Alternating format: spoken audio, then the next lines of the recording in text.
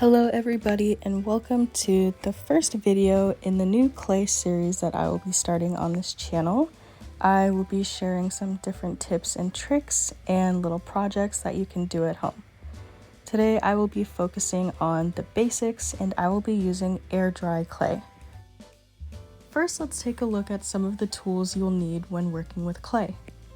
All of these tools here can be found in a very simple toolkit that you can order online or find at your local craft store.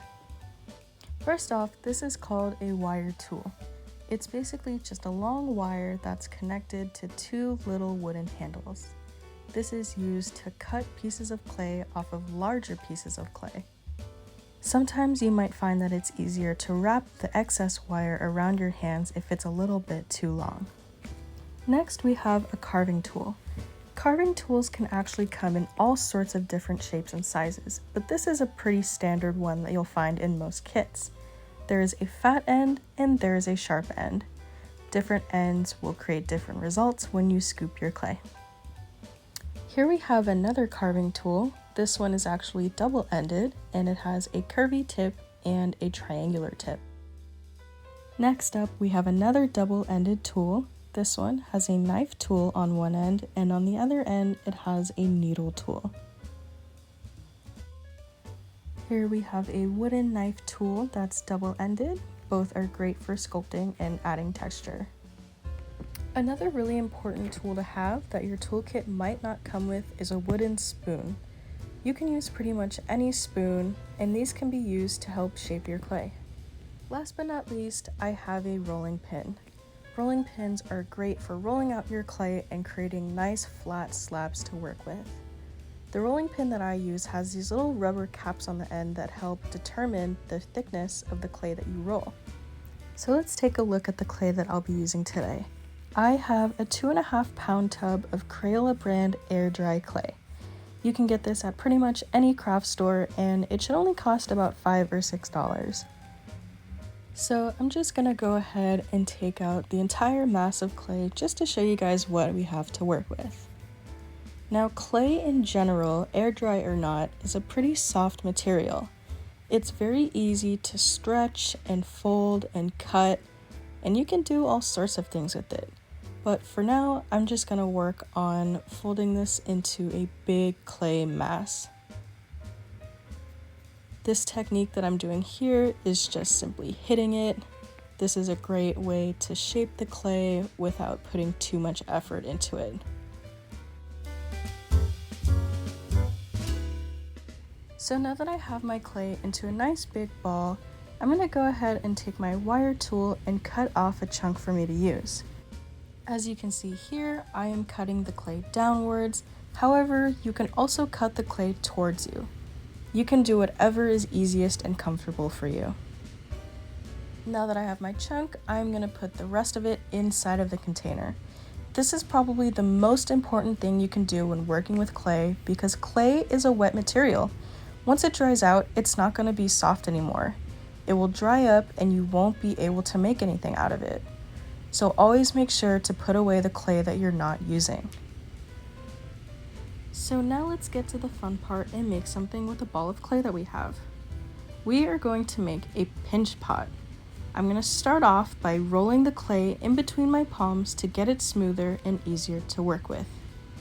Pinch pots are exactly what they sound like. You pinch them, but first you want to put your thumb right into the middle.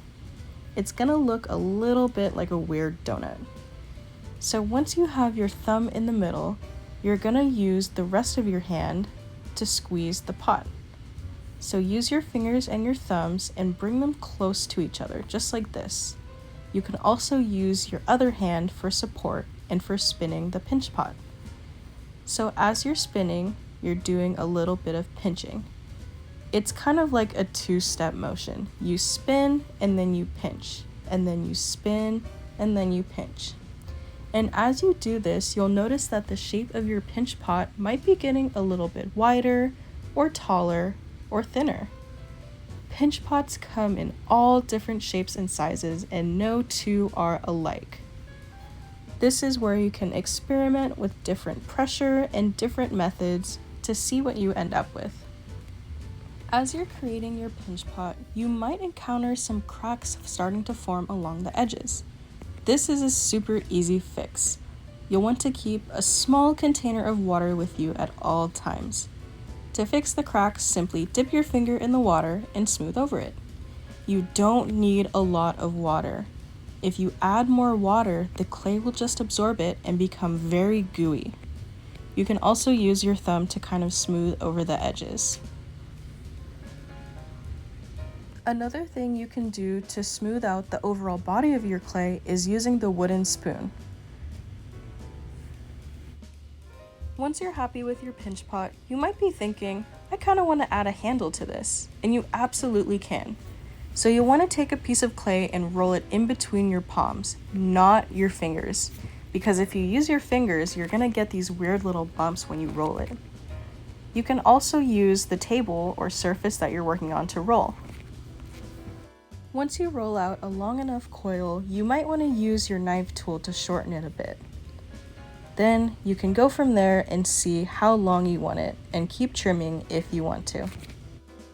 Now let's talk about attaching pieces of clay. Watch what happens when I just stick the handle to the pot. It falls right off. When you want to attach pieces of clay together, you have to do what is called scoring. You can use your needle tool or your knife tool or even a fork, just whatever's sharp enough to get in there and carve.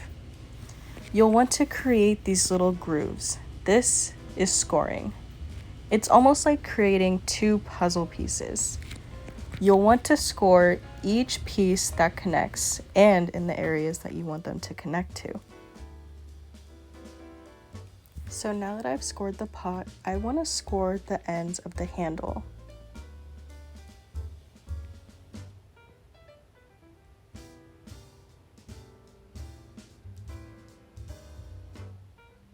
Now before we attach them, there's one more step.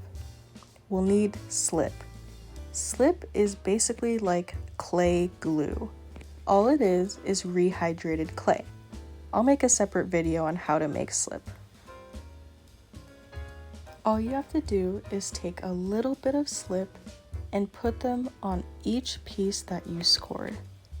So you'll want to do it on the pot and you'll want to do it on the handle. After that, they're ready to connect. When you press them together, you kind of want to twist and wiggle it a little bit just to ensure that they really connect to each other. After that, you can use your finger to smooth out the extra slip around the edges.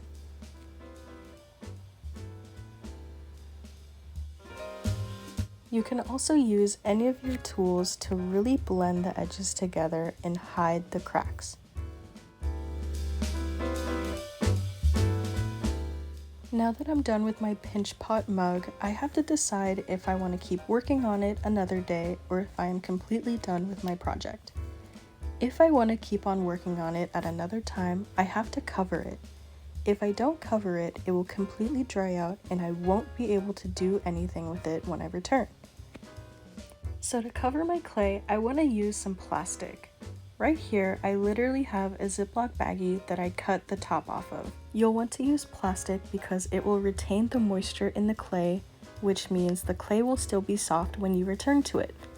You can use any type of plastic that you have lying around. You can use saran wrap or you can use a reusable bag from the grocery store. For now, I'm just going to recycle my clay and squish it back together into a ball and add it to the rest of the clay in the tub. Before I do that, I want to do this thing called wedging. It's kind of like kneading pizza dough. This basically just ensures that all of the clay particles are nice and compact and that there are no air bubbles inside. This concludes the first Clay 101 video. Thank you so much for watching. I hope you guys learned something new and I will see you in the next one.